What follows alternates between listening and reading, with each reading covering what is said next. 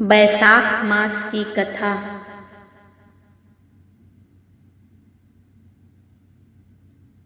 राजा अम्बरीश ने परम श्रेष्ठी ब्रह्मा के पुत्र देवर्षि नारद से पुण्यमय बैसाख मास का महात्म्य इस प्रकार पूछा।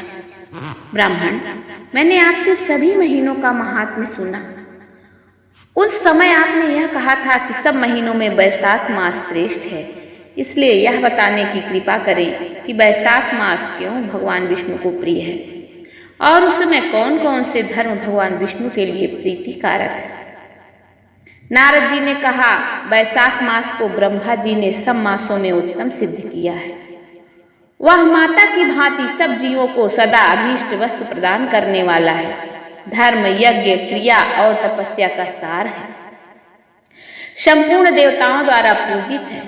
जैसे विद्याओं में वेद विद्या, मंत्रों में प्रणव, वृक्षों में कल्प वृक्ष, धेनुओं में कामधेनु, देवताओं में विष्णु, वर्णों में ब्राह्मण, प्रिय वस्तुओं में प्राण, नदियों में गंगा जी, तेज में सूर्य, अस्त्र शस्त्र में चक्र, धातुओं में स्वर्ण, वैष्णवों में शिव तथा रत्नों में कौस्तुभ मणि है, उसी प्रकार महीनों में बैसाख मास सबसे उत्तम है। संसार में इसके समान भगवान विष्णु को प्रसन्न करने वाला दूसरा कोई मास नहीं। जो बैसाख मास में सूर्योदय से पहले स्नान करता है, उससे भगवान विष्णु निरंतर प्रीति करते हैं।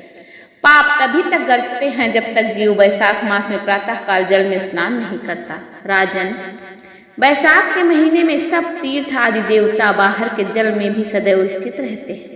भगवान विष्णु की आज्ञा से मनुष्यों का कल्याण करने के लिए वे सूर्योदय से लेकर 6 दंड के भीतर तक वहां मौजूद रहते हैं। बैसाख के समान कोई मास नहीं है, सतयुग के समान कोई युग नहीं है, वेद के समान कोई शास्त्र नहीं और गंगा जी के समान कोई तीर्थ नहीं। जल के समान दान नहीं है, खेती के समान धन नहीं है और जीवन से बढ़कर कोई लाभ नहीं। उपवास के समान कोई तप नहीं है, दान से बढ़कर कोई सुख नहीं है।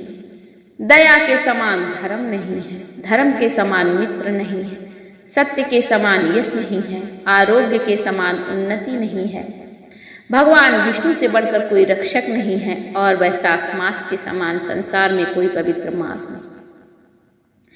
ऐसा विद्वान पुरुषों का मत है। शेष साई भगवान विष्णु को सदा प्रिय है। सब दानों में जो पुण्य होता है, सब तीर्थों में जो फल होता है, उसी को बैसाख मास में मनुष्य केवल जलदान करके प्राप्त कर लेता है। जो जलदान में असमर्थ है, ऐसे ऐश्वर्य की अभिलाषा रखने वाले पुरुष को उचित है कि वह दूसरे को प्रबोध करे, दूसरे को जलदान का महत्व समझाए। यह सब दानों से बढ़कर हितकारी है। जो मनुष्य बैसाख मास में सड़क पर यात्रियों के लिए प्याऊ लगवाता है, वह विष्णु लोक में प्रतिष्ठित होता है। हे राजन, प्रपादान देवताओं, पितरों तथा ऋषियों को अत्यंत प्रीति देने वाला है। जिसने प्याऊ लगाकर रास्ते के थके मांदे मनुष्यों को संतुष्ट किया है, उसने ब्रह्मा, विष्णु और शिव आदि देवताओं को संतुष्ट कर लिया है। राजन, बैसाख मास में जल की इच्छा रखने वाले को जल, छाया चाहने वाले को छाया और पंखे की इच्छा रखने वाले को पंखा देना चाहिए। राजेंद्र, जो प्यास से पीड़ित महात्मा पुरुष के लिए शीतल जल प्रदान करता है, वह उतने ही मात्र से 10,000 राजसूय यज्ञों का फल पाता है।